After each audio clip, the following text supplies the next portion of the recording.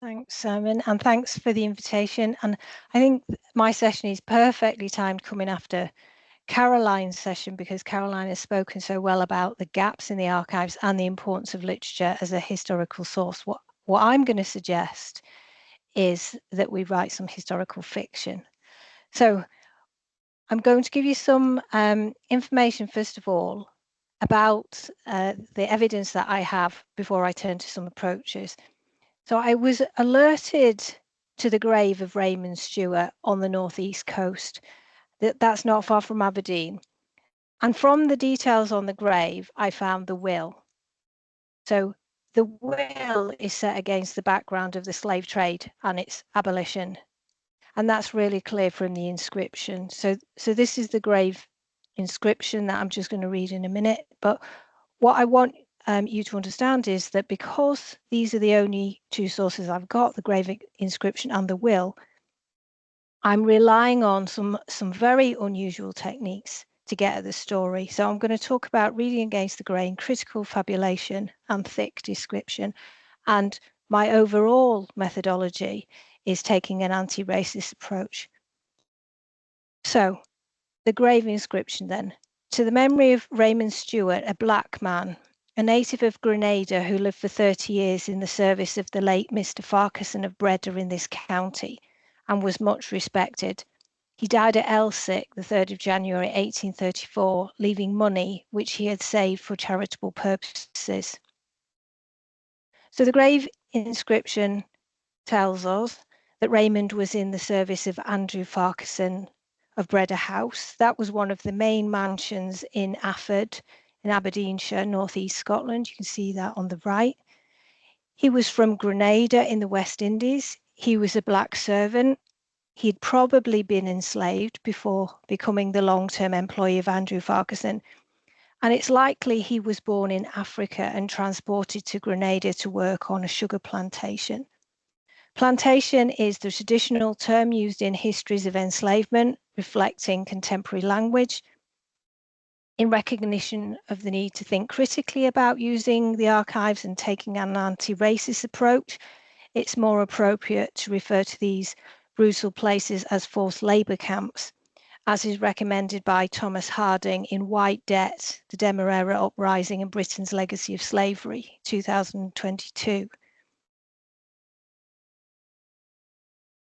So from the will, we know that Raymond worked for Andrew Farquharson at Breda, and there's Breda House shown on the slide. We also know from the will that he appoints Captain Murray Farquharson as his executor. They're not related, so Andrew Farquharson and Murray Farquharson are not related. What we also know from the will is that Raymond leaves Murray £50. And this is because there's some relationship there. There's some extraordinary relationship. He says, for whose kindness I am under great obligations of gratitude. So given the attitudes of race at the time, to see these words is really striking. For whose kindness I am under great obligations of gratitude. So here are some key dates for the context. 1788, the first national petition was presented to Parliament to abolish the slave trade. Raymond Stewart arrives in Scotland around 1800.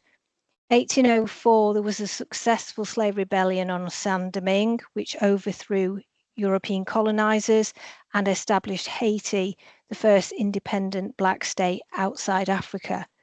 1807, the Act to abolish the slave trade was passed. In 1833, the Abolition of Slavery Act was passed, and Raymond Stewart died the following year. How did Raymond and Murray meet, and what was the kindness Raymond refers to in the will? Captain Murray Ferguson and Andrew Farquharson were all on Grenada. So in 1763, Grenada was ceded to Britain. It was the third most valuable British colony after Jamaica and Barbados for sugar production, and it was fought over by the British and French for this reason. In 1795-6, Grenada experienced the most destructive revolt in the British West Indies, known as Fedden Rebellion or the Grenadian War. As a result, Grenada experienced a serious economic collapse, and Andrew Farquharson left Grenada shortly afterwards, probably taking Raymond with him. Andrew then purchased the Breda estate in Aberdeenshire with monies he'd made as a medical practitioner on Grenada. As for Murray Farquharson, in 1796 he was made a captain of the 1st West India Regiment. In the Grenadian War, the British had for the first time made extensive use of enslaved black men as soldiers. They were established in a new corps as part of the British Army, and between 1795 and 1803, the Army purchased 14,000 slaves from across the West Indies as recruits. Joining the Army meant emancipation, and white and black soldiers received the same pay, the same rations, the same medical care, and the same punishments. Out of the West India Regiment was created a corps of military labourers that built and maintained fortifications. So that's my main evidence, and the illustration is from a soldier in the West India Regiment. So if that's my main evidence, is this legal history worth your time and attention? As a history student, I was taught to conduct preliminary research to ensure that there was a sufficient quantity of robust sources which could be verified by cross-referencing, so I could convince my supervisor that my research project was worthwhile. Single sources were dismissed because they couldn't be corroborated, and fragments of information just did not meet the necessary criteria for academic research. But things have changed. Historians of the marginalised in the edited collection What is History Now, 2021, argue that to demand more evidence before telling a story is a way of choosing not to tell histories. And Susanna Lipscomb writes that if we only tell the histories of those about whom we have copious sources, we will keep telling the same stories of people in power. In the case of the archives of the enslaved, they are dominated by government documents and the documents related to, say, slaveholders. The enslaved themselves rarely left written sources. Hakim Adi has identified another problem with the archives when researching for his book on African and Caribbean people in Britain.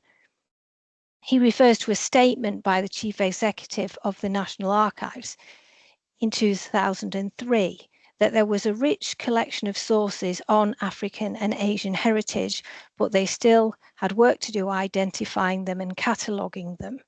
Almost 20 years later, this work was painfully slow, and the sources were still not available to historians.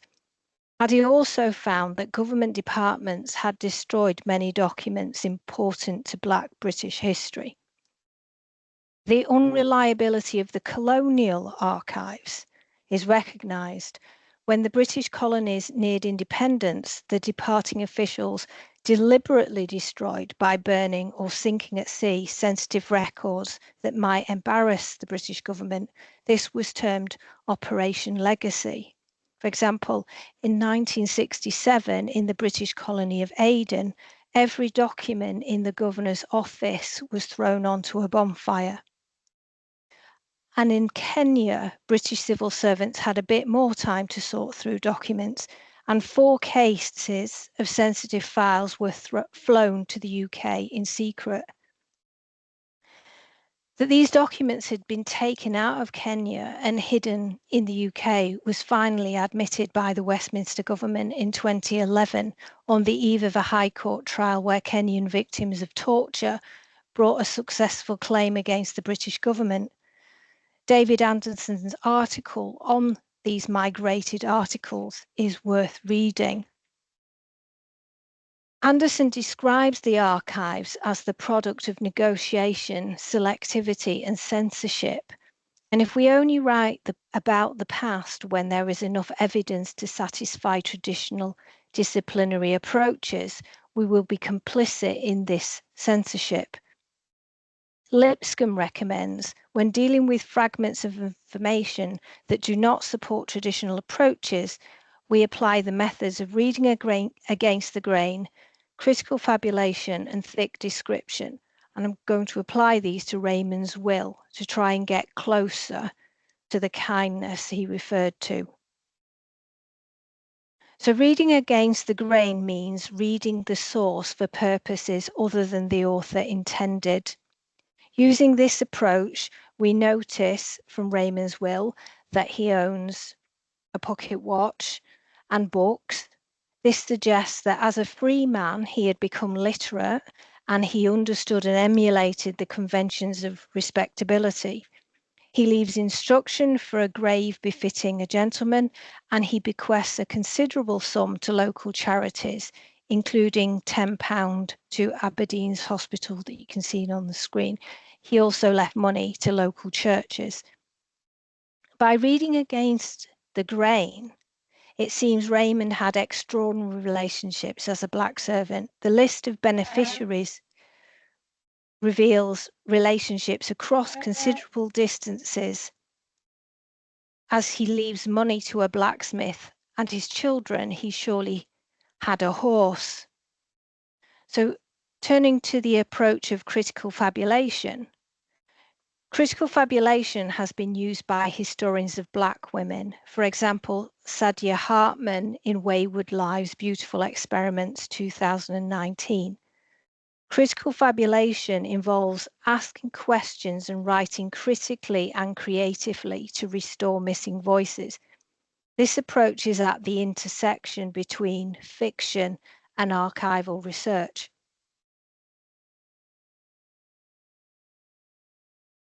So the will refers to the kindness of Murray Farquharson, for which Raymond has a great debt of gratitude, and that Raymond was living in Murray's home of Elsick, you see on the screen, residing there, not in service there. This is interesting. A previously enslaved man, a previous servant, is living with an army captain who is his executor. How did this come about when Chatter explains that servants mix with servants and Elsick is clearly a grand house? Using critical fabulation, we can imagine Murray's kindness that Raymond was thinking of. Was it for events on Grenada? Did he select him as a West India Army recruit? Did he look him in the eye and restore his humanity? Was he grateful for him introducing him to Andrew Farquharson, for offering him a home on Andrew Farquharson's death? Perhaps for nursing him through sickness? Perhaps for teaching him how to read? The line between critical fabulation and historical fiction, Lipscomb describes as Rizzler paper thin.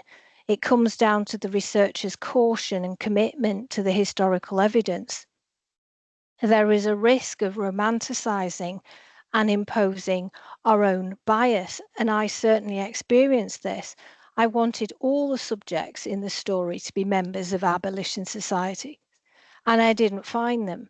Aberdeen was active in anti-slavery since 1774, and Equiano visited Aberdeen in 1789 to promote his autobiographical account of the horrors of slavery. In particular, I wanted Murray to be an abolitionist.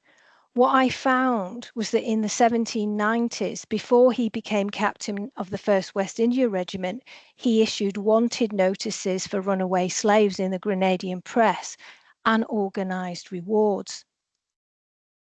The final approach that Lipscomb recommends is thick description, when the sources are particularly scant, such as accounts of the enslaved. Then it is necessary to chase every detail in the evidence and to gently unpack each phrase, acknowledge what we don't know, and treat it to thick description. Thick description is associated with the anthropologist Clifford Geese. It involves adding subjective impressions of lives and experiences. So to do this, I followed Andrew Farquharson, Andrew's employee for 30 years, through the archives. He was regarded as a gentleman and a nobleman. He was a president and then vice president of Afford's Farming Society. So Afford was a rural area. He signs a petition as a freeholder against the Reform Bill. He employs gamekeepers, gardeners, agricultural workers, and servants. And I like this detail. So he's married to Anne, who provides a prize of 5 shillings and 6 pence for the Afford Horticultural Society for the best imperial pint of strawberries. I've also thought about what kind of man Andrew was. So this is his mausoleum. This is very grand. There's nothing else like it in the area. So this makes me think of the reasons why Andrew brought Raymond to Aberdeenshire. So what I'm suggesting is likely is that it was because of the status of having a black servant, because it doesn't seem that Raymond had any particular status in the household. So, for example, he wasn't one of the 2 servants that witnessed Andrew's will. When Andrew died in 1831, he left the estate in debt, which also suggests that he was spending above his means for several years. And it's at that time that it's likely that Raymond moved in with Murray at Elsick.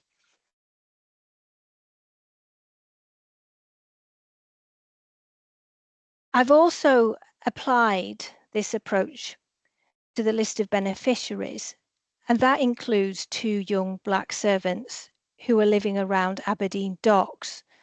I've pursued them unsuccessfully through the archives, but as beneficiaries, I can speculate that this is evidence of what Hakim Adim refers to as a community of interests. This is where black people in Britain banded together to provide welfare and companionship. I imagine where Raymond met these Africans. Were they Africans? I imagine their accents and what they spoke about. They will have looked up to Raymond, surely, now an old man who had the status of a gentleman. It's usual for the archives to record information that was shaped by the powerful. And here it is, the existence of these 2 black servants is preserved because of their presence in Raymond's will.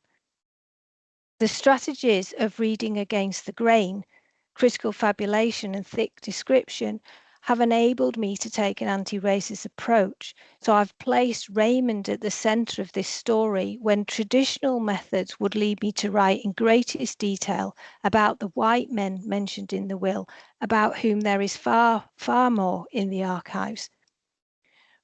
Raymond dies the year after the abolition of the Slavery Act. The narrative at the time, and one that has its roots in racism today, is that black people needed to be supervised and saved by white men. Raymond's story, in contrast, highlights the importance of rebellion on Grenada in the abolition of the slave trade and slavery, the importance of black soldiers who fought for Britain in the West Indies and who built and maintained British forts. And here is evidence from the House of Commons of Murray hiring Africans for engineering works in 1797 on St. Vincent. Raymond himself was well respected in Aberdeenshire and left money benefiting several local charities. As a history student, I was taught to dismiss historical fiction as not proper history. But now I disagree. I'm persuaded by Lipscomb's argument that without using techniques that intersect with critical writing, these stories will be unknown. For too long, as Priya Satya has shown, the discipline of history has been claimed by the powerful for themselves. Thanks.